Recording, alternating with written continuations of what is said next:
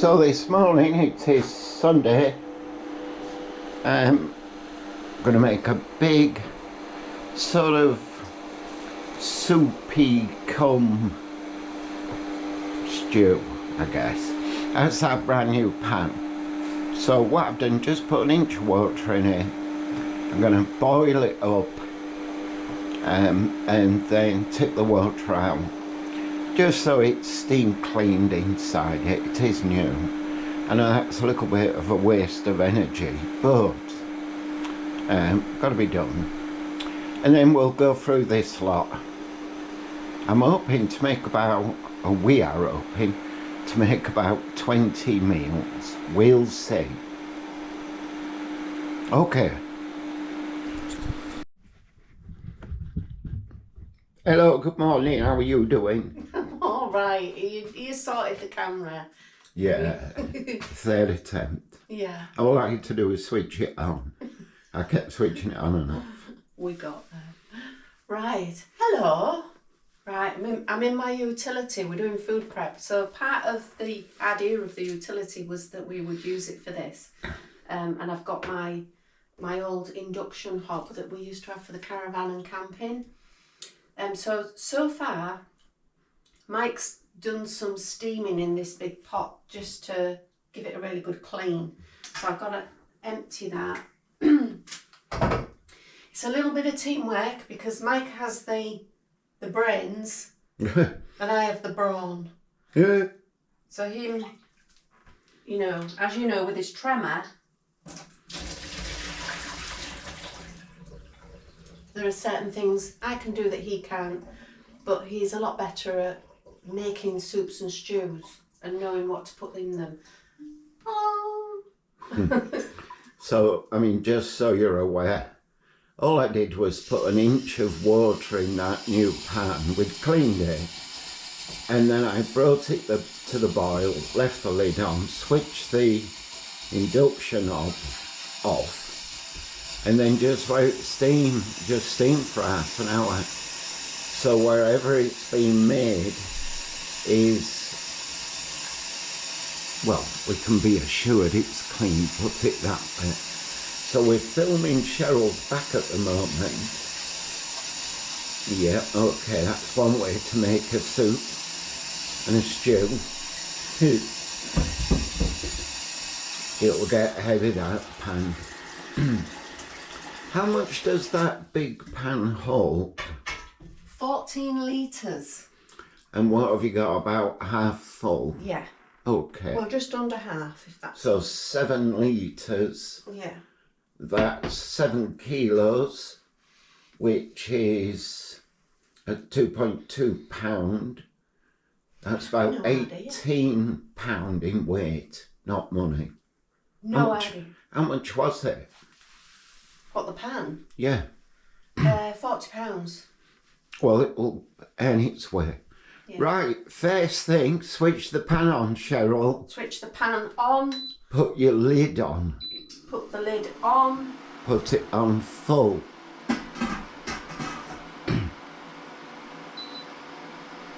It does have a max button, that. Yeah. And obviously, and you see, I said to Cheryl, put the lid on. We're trying to save money because of, and we're not going to go into that in this stuff, but if you've got a pan where you need to bring some to a temperature or boil, put your lid on. It brings it up to temperature quicker. Okay. That's making a little bit noise, so just hopefully you can hear me. All of the ingredients, Mike went shopping and he got them for £12. Came to £12 in total.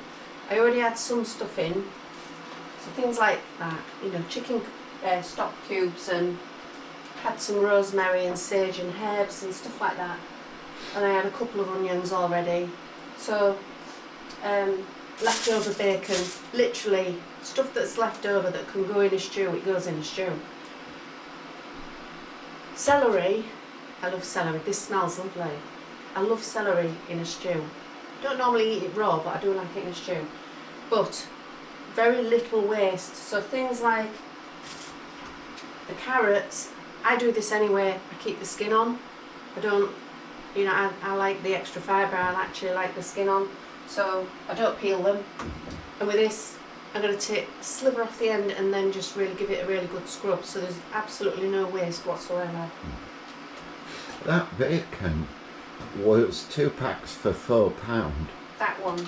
Yeah. Now I think that's cheap. It's Morrison's, and to be honest with you, back in the day before things changed, I would never buy cheap bacon, never.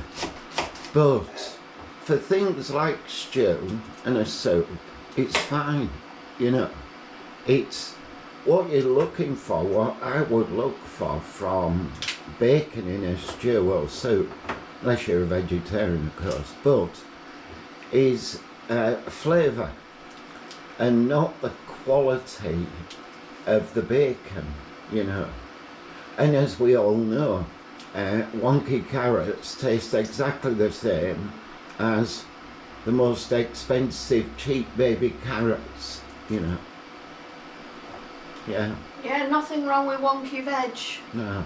That's why I married Mike. Hey.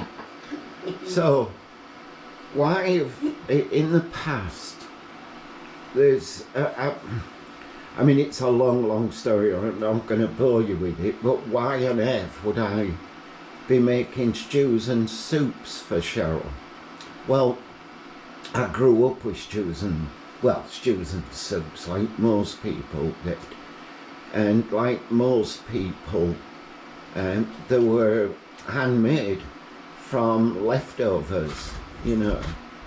And where I went to school, me nana, who was old when I was, say, 12, 13, she was very old, but she used to make a pot of stew starting on a Monday, and that pot, and I'm not kidding you, you're going to think I'm kidding you, but it would be kept added to for that week, and she'd add dumplings to it. And so I grew up with her chatting to me about that, and so I suppose at that point I didn't learn about them because I wasn't that interested, but something must have sunk in.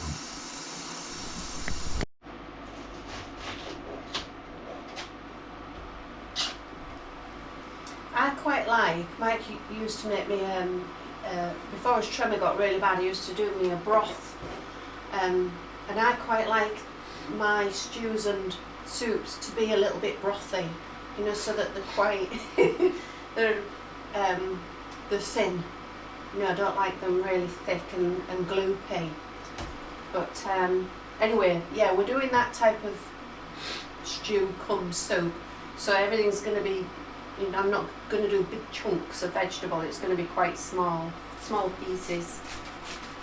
So don't worry, you're not going to watch Cheryl spend the next 20 minutes prepping everything.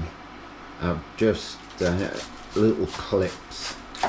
Oh, and I forgot, last time I cooked a chicken, I kept the broth and I put it in the freezer, so I've got to defrost that, but that's good. Got the broth to go in it as well. Stock. When you say stock, what do you mean? I mean the stuff that's the juices from the chicken. You mean the fat? Well, there's the fat on top, Yeah. but all those juices Okay. that came out of the chicken. Yeah. We'll have to, we're not making a stew, so we'll have to decide what to do with the fat of that. Okay. So all the cabbage is done. Cheryl is moving on to the carrots. This is exciting stuff. So are you doing circles or cubes or strips? I like little discs. If I'm having soup, I do like a disc. I don't know why. They all taste the same, but I like a little disc. So what we've decided, because I saw it on a tin in Morrison's, This is a chunky soup. A chunky soup. You're nuts. Yep. You're absolutely bonkers. You can put nuts in, but don't. Mike did look for some, is it condensed cream of chicken? Yeah, yeah. But they didn't have any, so we've got just cream of chicken soup to throw in. Just by the point, you shook that so they couldn't see it. What is it? Cream of chicken soup. No, have a better look. Morrison's cream of chicken Yes, soup. why? Because you went to Morrison's. Yes, why? Because that's a Savers range that's really cheap. Oh, it's their own brand. Non brand, cheap, you see. Oh, you can't tell the difference. Oh, I think you can. Oh, Well, look, if I have Heinz cream of chicken, it's nice. And it's got little bits of chicken in. But others, no, not so much. But this is for a stew, so no, a chunky soup. I will get it right. I've given you a soup in the past, and you haven't even noticed. Right, it's boiling. Okay, put it on keep warm. So 2 reasons for that. One, of course, is it saves a fortune in electric. Cheryl was just cutting this stuff up while waiting for that. Camera stopped. Again, I hope this camera isn't on its way out because they're expensive. Anyway, we're going to get on with the gravy.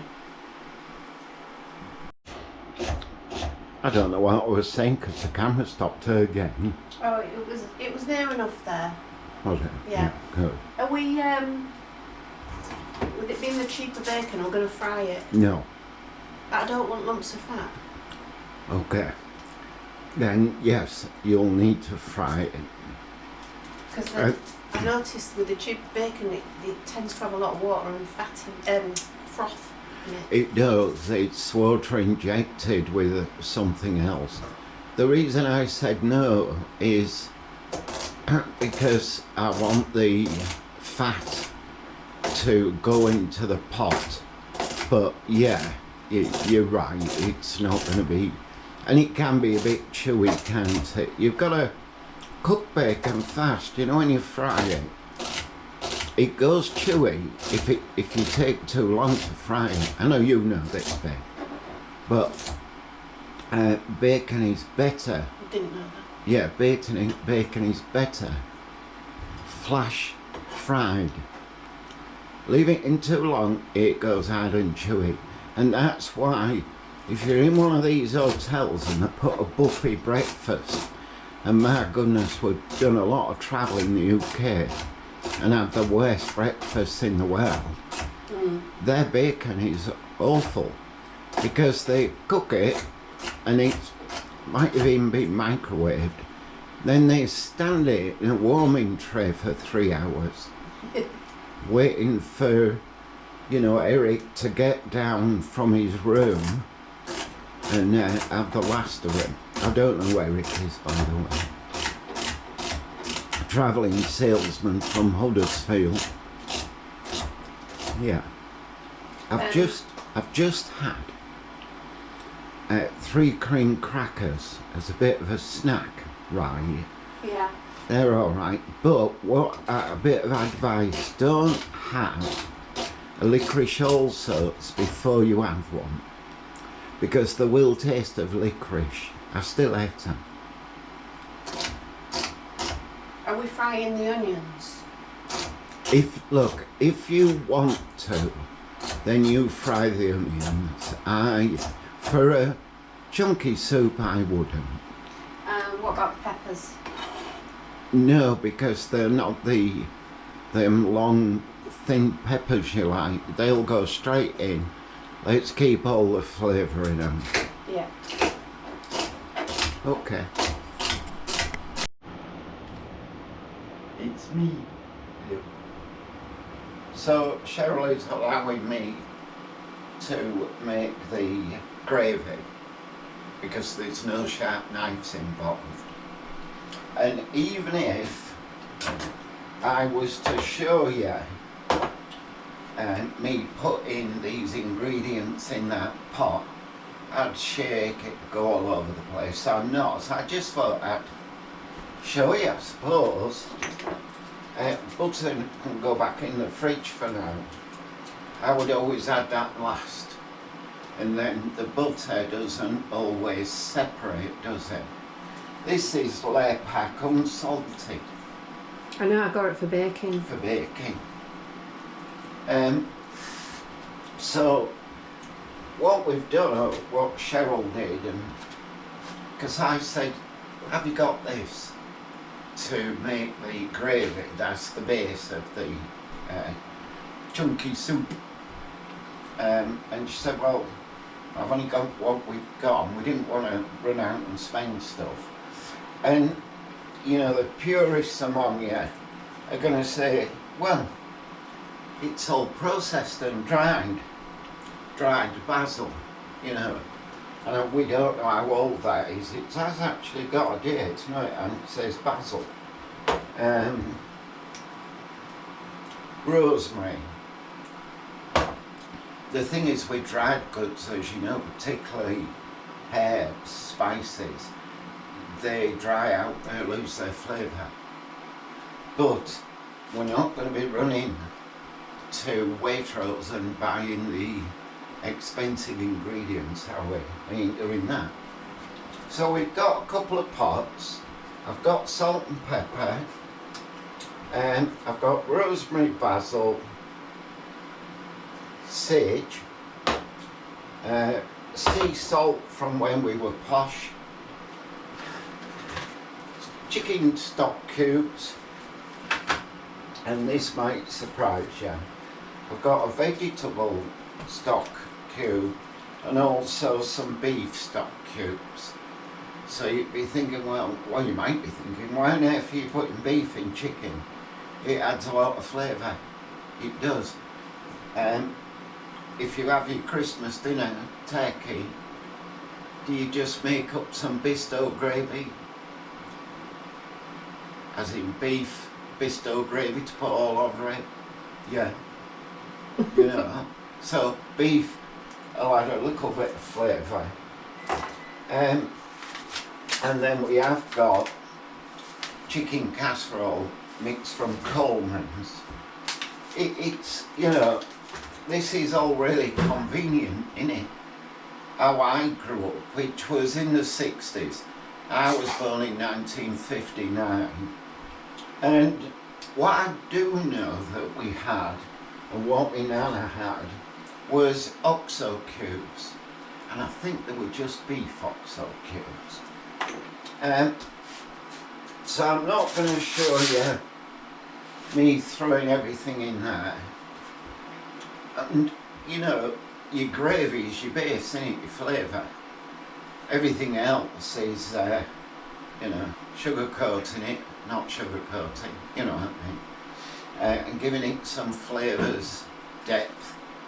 Can't have any crunch because it'll be cooked for quite some time in there, not too long, maybe 40 minutes. I am putting potatoes, or Cheryl's going to put potatoes in this. What we will do with them, and this is a bit posh, we will boil them first, but that's only to get rid of the starch.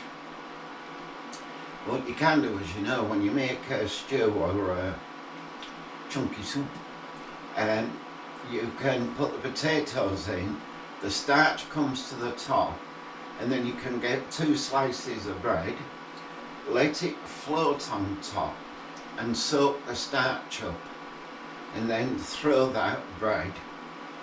Never used to, but we never used to do that either. You can fried bread Sunday morning with all the starch on. I'm kidding, we didn't do that. So the best thing to do is to blanch the spuds, put them in. There won't be as much starch comes out of them. Starch isn't a great taste, is it? Yeah? So, just so you know when we get to the spuds. So what I'm going to do now, I've spoken through that. Cheryl will make the gravy, and then we'll start adding to taste and see what she thinks of the taste of it before we commit all the vegetables. Yeah? Yeah. Good. This point. There you go. Putting that in first. So Mike said to create a vortex. Right. I'm going to put this back on high.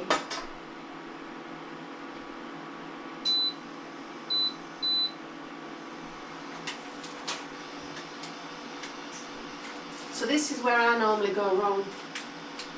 I usually ruin the taste of it. So what Mike has said is get the taste right first and then we'll put the veg in. So that's what we're doing. So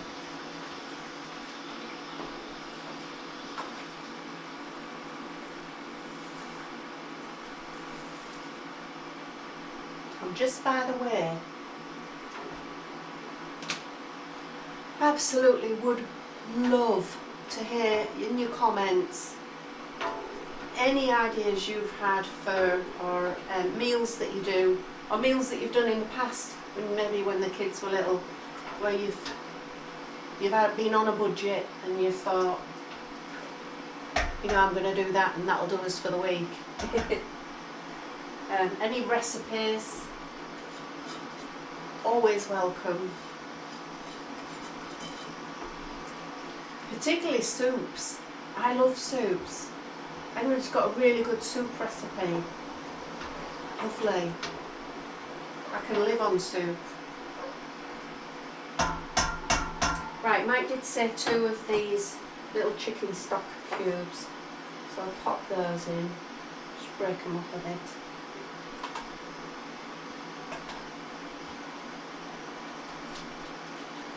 Oh, it smells nice.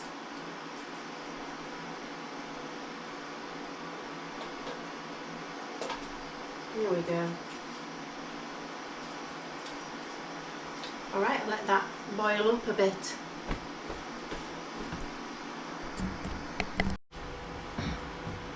This is Nigella at work here, isn't it? A couple of beef stocks. Do the Nigella thing. Oh, I can't. You need... No, there's only one Nigella.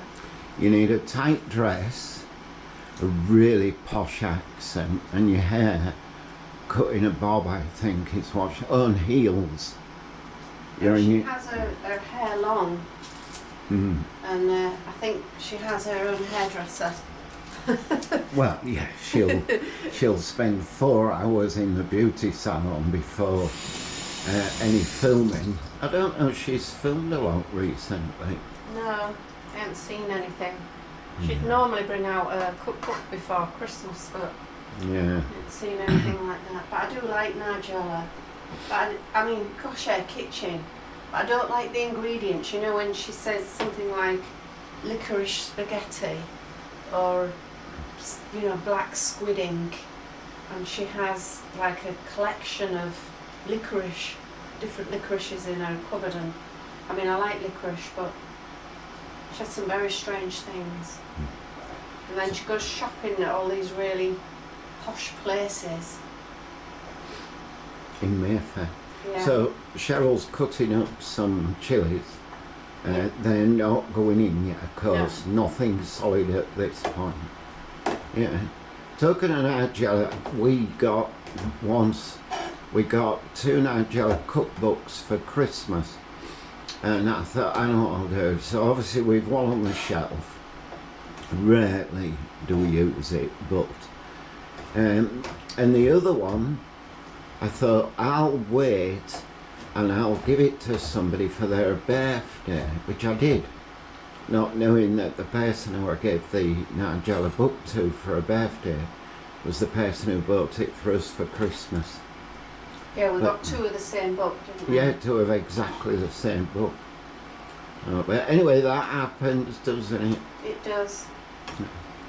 Alright, so Cheryl's going to finish doing the gravy rather than chopping things up. Let's get the gravy done, because we need that to cook so you can taste it. Well, what else do I do with it? Well, I'll show you. Let's have what you put in so far. Chicken casserole sachet, 2 chicken stock, 2 beef stock cubes, and a vegetable stock cube. Right, so you got some herbs there, haven't you? Yeah. Yeah. Shall we start putting those in? Start with rosemary. That's got quite a powerful taste, hasn't it? Yeah. What's it like? You smelt it? Lovely.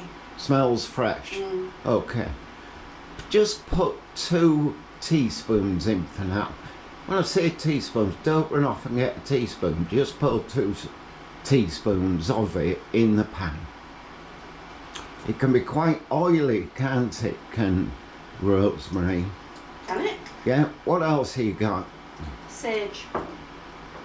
Sage. Now we're having chicken. Let's put 3 of them in.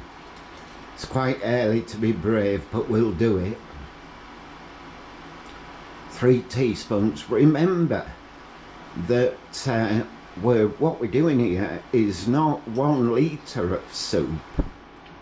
We're doing 7, probably 8 litres of soup. So, you know, you can be brave with your amounts that you're putting in. But it smells nice. Yeah. Right, do you have any other herbs that you like the taste of and you haven't got out and got ready? No, just salt and pepper. When it comes to something like that, I just like rosemary and sage. Alright then. So we'll just let that cook. What temperature you on? Max. Okay, drop it right down. I don't know what it's got. Tell me what it's got.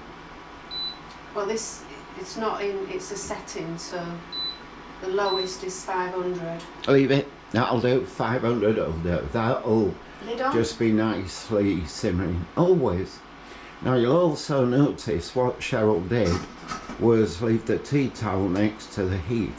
We wouldn't do that if it was a gas flame, unless we was looking for insurance, you know, which we're not. Okay, get on with the rest of the prep. I feel like Fanny Craddock. Where would I find her at this time of day? Oh, heck. Oh, heck. Oh, heck. Cheryl's chopping up onions while she's waiting for that base gravy. She'll be crying in a minute. This is where I'm pleased I'm not allowed knives. Talking of Fanny Craddock, who the senior members of your subscribers will know Fanny Craddock is. She was a bit of a bugger, to be honest, but she was a cook on the BBC. When I was probably 8 years old, Fanny Craddock and her husband, I think was a husband called John, can't remember. Somebody tell us who Fanny Craddock's husband was called. He was a much bullied assistant to him on camera. I don't know what they were like at home, but I would imagine she'd be quite the same. But anyway, Fanny Craddock turned up at the Hull Daily Mail, the steps of the Hull Daily Mail, and what they were doing. So British eggs, the ones back in the day when they used to have the lion on, I think it was, or something like that. And she turned up to promote eggs. And what they did was, it was quite clever. I was taken back as a child, of course. But they had a machine, and every egg, and there was thousands of them, were put on this machine, and it went past what I can only describe, and as I remember it, as an X-ray machine. And it was a quality check to see if any of the eggs had gone from being an egg, an embryo, into a baby chicken.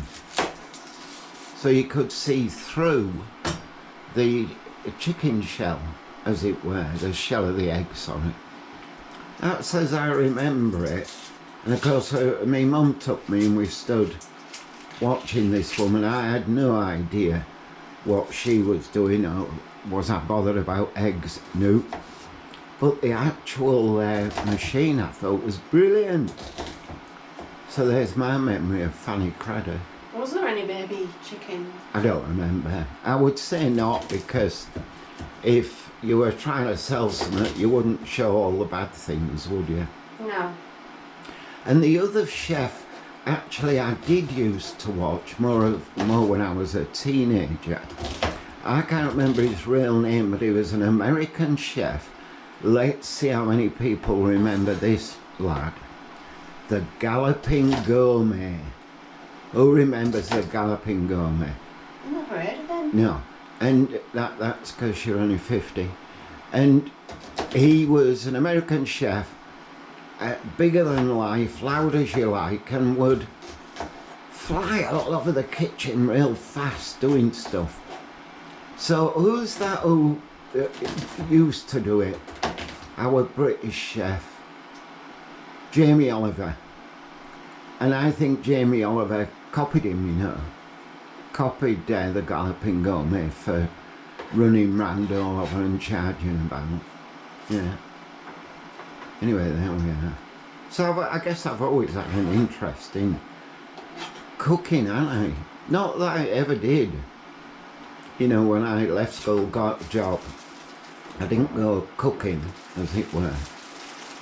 I guess my only story to it, which I won't go into in this, but my mum died young. I was 11, I think.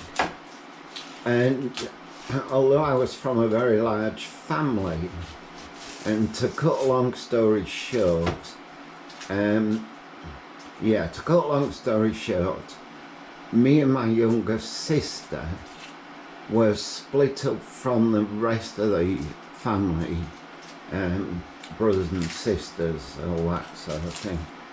And my dad at that time was a long distance lorry driver, so he would go out very early in the morning and then get back maybe 8, 9 o'clock on a night from driving, you know, heavy haulage. And so I learned to fend for myself and a little bit for my sister. Got school dinners, that was good. And I always ate my dinner, of course, never bothered with breakfast. Then when we got back, even if it was just beans on toast, you know, wasn't all the time, but I guess I learned to fend for myself there. And then I just got interested in cooking, I suppose, later, you know. Well, you used to cook a lot for Jake, Yeah, didn't you? Jake's, Cheryl's wife. And he used to like, he used to really like you cook breakfast. Yeah. And, Yeah. sausage and mash. The thing is about cooking, what I've learned, and I know, again, people who are watching will agree most of the time, if you take your time, put a lot of care into what you're doing, and then the biggest secret to it, add butter, everything tastes wonderful. That's what James Martin does. That's what James Martin does, and we love his recipes. We do. We did. Yeah. Oh dear. Yeah. Well, it was his recipe that made my successful Yorkshire puddings. I'm crying now. I said she'd cry. She cries over everything. She'd Oh. cry, baby. You know. Right. Just having a quick look. It's simmering, so I'm going to put it on, keep warm. There we go. And you can take that lid off now. Yeah. Put it somewhere safe.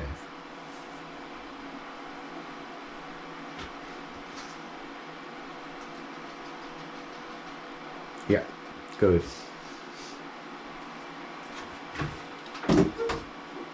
So what you now need to do is to get a good spoonful out of there, let it cool. You're not just letting it cool so it don't burn your mouth. If it's too hot, you won't taste the flavours. Just, you know, it's too hot. She's crying, look, crying. Right, I'm going to give it a little go. See what it's like. It smells nice.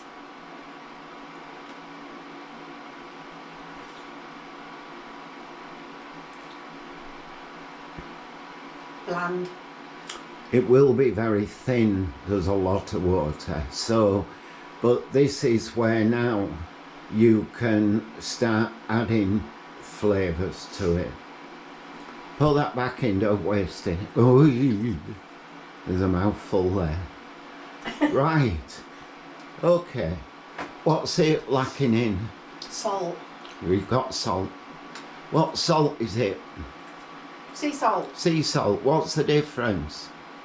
Comes from the sea. More or less. Right, go on. Don't put too much in. That'll do. Remember, you can always add, you can't take away. Some of your black pepper cones. Oh, that made a lovely noise for you watching. Because peppercorns, you will get bits in it, but they're quite nice. Okay. Right. More sage. Whatever else you've got. Another 2 teaspoons. Yeah.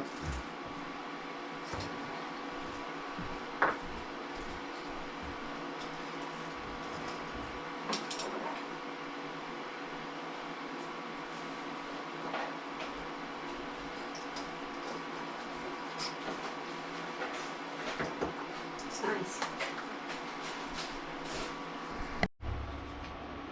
There you go. And the passer. So So, I'm going to pop another one of them in, yeah. which is a Coleman's chicken casserole mix. The thing is, you see, we're doing a massive batch of this, and we want it to be good value for money. But it can only be good value for money if it tastes something like, you know, otherwise it's not value for money, is it? Nobody's going to enjoy it. Well, me and Shell are not going to enjoy it. Will you eat this? If it tastes nice, I will. I might have to make some dumplings though. Dumpling mix is quite cheap. Jamie Oliver doesn't use beef suet. He uses butter for his dumplings. Right. Well, I've made them for you before and you loved them. Yeah. But of course it gets expensive, you know. What you can do is get a packet of dumpling mix, which I think is 6pence, and that'll do, not too much. And then add a bit of butter. So what was that you put in without people knowing? Well, you were talking. It's tomato puree. And the only reason I'm putting that in, or asking Cheryl to put it in, just give it another depth of flavour. It kind of a sort of a tanning taste to it. I think a little bit metallic, you know, full of potassium, but anyway. Alright, so we'll give that 2 minutes and then we'll try it again. Try again, see what it's like. If it's any better. Oh yeah, that's better. That's better. Alright, and of course we've got a lot more to put in, so it's time to add the magic ingredient. Do we know what that is? Chicken soup. 3 tins of it. That's what's going in.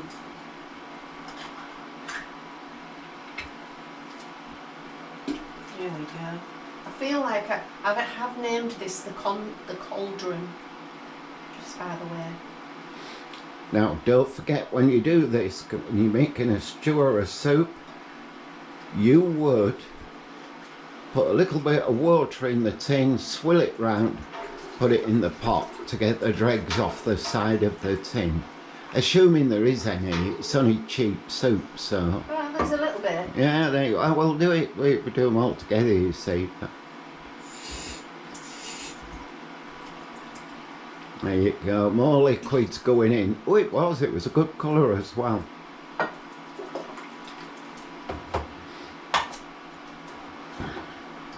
wonder how many meals I'll get. It looks like there's going to be loads. Well, you can easily work it out once you know how much you've got in terms of litres. I don't know, I mean, what did you say there? We didn't know how much the tubs hold, do we? Oh, it's online or something. I think they're 250 mil Right. tubs. In any case, you'll know when you start dishing it up and putting it in the freezer.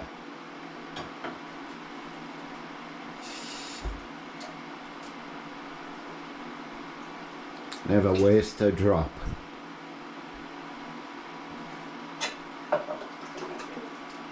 Of course, I'm saying all this, you know, and directing Cheryl. I don't have much of a clue what I'm doing. It's just that I've made a lot of them. And they always taste nice. Oh yeah, of course they do, because, well, you can't go wrong, can you? You've got tin soup, some sachets, and a load of veg. We're not putting any chicken in, which might seem a bit odd for chicken soup, but it's just too expensive. I haven't been shopping, I can't remember the last time I went food shopping, but I was shocked at the prices of stuff, and there's no need for it. COVID's finished with that big, I nearly said con, that occurrence pushed every price up going. Right, I'm going to do the bacon, fry it up, get it nice and crispy for when it goes into the soup. This is quite fatty bacon. Yeah, streaky. I've got some streaky and some back. Back bacon. Of course, you know, there are two main flavours out there, apart from this thing. I call it tsunami. I think it's hunami, I'm not sure. But the two main flavours are fat and sugar. Everything else is just modern nonsense. I'm an old git, aren't I? Right. There you go. Crispy bacon bits. And all the fat.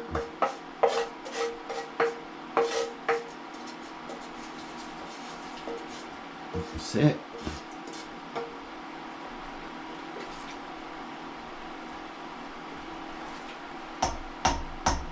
Yay.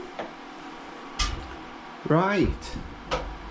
So, more or less now, everything can be put in. Just got the peppers to prep, the potatoes just to blanch. You can throw what you've got ready in though, can't you? Onions. Onions. Not fried, just as they are. Yeah. They'll soften down. Celery and carrots. Oh, she's celery and carrots. Salads or carrots. Look at that lot. This is bulk cooking. Good My grief. favourite cabbage. Yeah.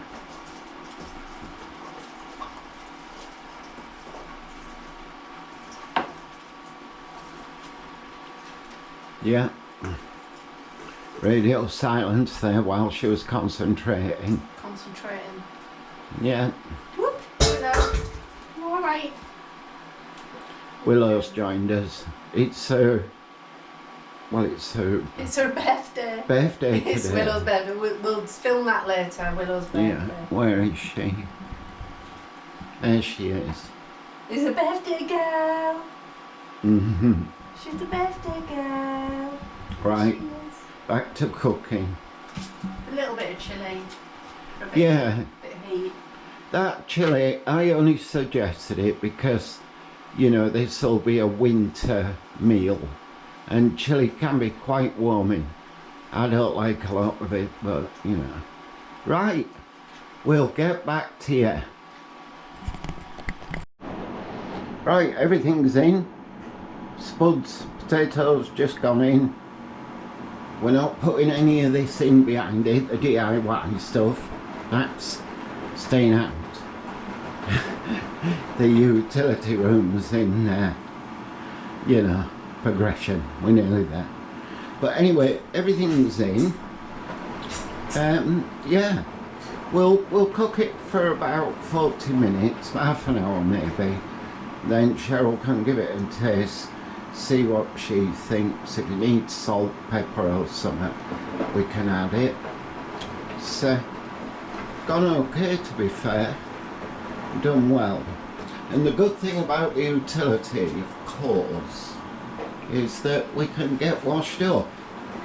This is the old stainless steel sink top and bowl, and I saved it, cleaned it up, new bit of work top, fitted it in. Plumbers did their plumbing bit, so I'm quite pleased with that. Yeah, there it is, look at that. I'll put this light on. Ooh. So there shouldn't be too much starch come to the top because we blanch the spuds. If there is, we'll take it off with a bit of bread. Yeah, Sunday. We're having a bit better day today, folks, you know. Got to, haven't you? Right. Next. So Cheryl's just added some wonky frozen garden peas, or peas, wonky peas. Do you know the world needs to get real, doesn't it? Eh? They're probably the wrong shade of green, not quite round enough, you know. Children starving all over the world, and there are marketeers, people who do the marketing and selling, saying, I know what we'll do, let's do wonky peas. They'll be cheaper, of course they're cheaper, because they didn't pass a roundness, greenness quality test. Now, you know, I give up. Do you? What do you think of that? I give up.